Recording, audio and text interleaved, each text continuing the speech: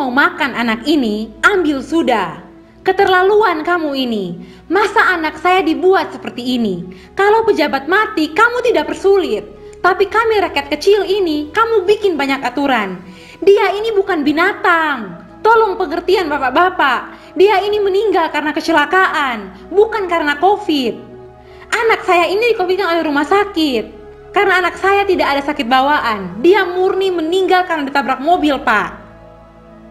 Teman-teman, itu tadi merupakan rekaman pernyataan seorang ibu yang kesal dengan aparat kepolisian dan tim gugus tugas COVID-19 serta pihak Rumah Sakit Siloam Kupang yang mengadang jasad anaknya yang meninggal setelah mengalami laka lantas untuk dibawa pulang keluarga ke rumah duka di Oebelo, Kabupaten Kupang, Nusa Tenggara Timur.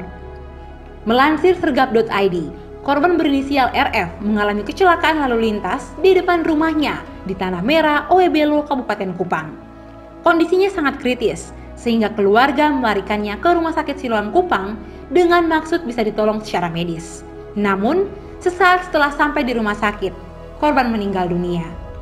Salah satu dokter menyatakan RF meninggal karena mengalami benturan keras. Karena itu, keluarga dipersilakan membawa pulang jenazah korban. Anehnya, selang beberapa menit, dokter yang sama menyampaikan ke keluarga bahwa korban meninggal karena terpapar COVID-19. Karena saat tiba di rumah sakit, korban dites COVID dan dinyatakan reaktif. Karena itu, harus dimakamkan menggunakan protokol COVID-19. Mendengar itu, pihak keluarga marah dan tidak menerima anak mereka dinyatakan COVID. Keributan pun tak terelakkan, hingga terjadi aksi saling dorong antar polisi dan pihak keluarga, serta ibu kandung korban yang sedang menggendong jasad korban yang berusaha membawa anak mereka pulang untuk dimakamkan secara baik. Karena polisi makin banyak dan tidak bisa diterobos, keluarga akhirnya masuk lagi ke halaman rumah sakit untuk bernegosiasi dengan tim gugus tugas. Negosiasi berjalan alot selama kurang lebih 5 jam. Dan selama itu juga, jasad ADRF diterlantarkan, ia hanya dipangku ibunya, Nyonya Veo, yang lalu lalang keluar masuk karena dihadang aparat dan tim gugus tugas. Saking kesalnya, beberapa kali ia terlihat ingin mengangkat batu untuk melempar aparat dan tim gugus tugas sambil menangis. Ia bahkan mencoba membunuh diri, tetapi berhasil dihentikan keluarga. Itu semua karena dia kesal. Bagaimana mungkin anaknya yang jelas-jelas meninggal karena kecelakaan tiba-tiba dinyatakan COVID? Setelah berdebat panjang, keluarga akhirnya berhasil membawa pulang korban pukul 17.00 WITA. Parahnya lagi, saat mau pulang, pihak Rumah Sakit Siloam tidak menyiapkan mobil ambulans, sehingga korban dibawa menggunakan mobil ambulans Kota Kupang. Ini luar biasa ya teman-teman. Bagaimana alat tes COVID-19 di Rumah Sakit Siloam itu seketika melenyapkan kemanusiaan orang-orang. Seorang bocah yang jelas-jelas meninggal karena kecelakaan, rumah sakit langsung memvonisnya COVID-19. Nah teman-teman, sebetulnya keributan antar keluarga korban dan aparat serta tim gugus tugas COVID-19 bukan baru terjadi di Rumah Sakit Siloam Kupang.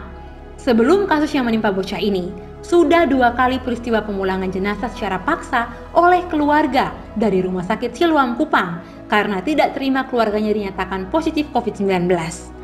Pertama, terjadi Sabtu 17 Juli pagi.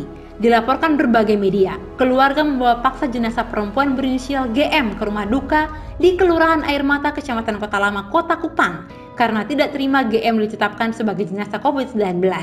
Keluarga pun memakamkan dan memandikan sendiri jenazah GM di rumahnya. Kedua, pasien berinisial LHH 27 tahun. Dia dinyatakan reaktif COVID-19 dari hasil tes antigen pada Rabu 21 Juli 2021. Keluarga ngotot membawa jenazah LHH pulang karena ia dibawa ke rumah sakit untuk menjalani operasi kanker prostat pada Rabu 21 Juli dini hari. Namun, pada pukul 07.57 WITA, dia dinyatakan meninggal dunia. Tim medis Rumah Sakit Siloam disebutkan sempat melakukan tes rapid antigen kepada LHH. Dari hasil tes itu, LHH dinyatakan reaktif COVID-19. Hal itu tidak diterima keluarga dan menolak LHH dimakamkan menggunakan protokol COVID-19. Mereka membawa paksa jenazah. Meski kemudian, pihak kepolisian berhasil mendekati keluarga agar memakamkan LHH secara protokol COVID-19. 2 kasus ini viral di media sosial. Banyak yang mengecam pihak rumah sakit dan tim gugus tugas COVID-19. Berangkat dari beberapa kasus ini, kita patut bertanya, ada apa sebenarnya dengan Rumah Sakit Siloam Kupang ini? Mengapa mereka begitu ngotot menetapkan Bocaria meninggal karena COVID sementara jelas-jelas dia meninggal karena kecelakaan maut? Lalu ketika keluarga membawanya pulang, tak disiapkan mobil ambulans. Apa memang di masa pandemi COVID-19 ini, Rumah Sakit Siloam hanya melayani dengan baik kalau seseorang itu dinyatakan meninggal karena COVID-19? Kita juga patut bertanya terkait keakuratan alat tes COVID-19 di Rumah Sakit Siloam Kupang itu. Sebab, jika dilihat dari kasus-kasus ini, kualitas alat tes di rumah sakit ini patut diragukan. Selama ini, belum ada kasus serupa di rumah sakit yang lain di mana keluarga pasien merampas jenazah. Oleh karena itu, terkait hal ini, kita berharap agar pihak kepolisian juga dapat menelusuri hal ini. Ada apa sebenarnya di Rumah Sakit Siloam Kupang sehingga kerap terjadi peristiwa seperti ini?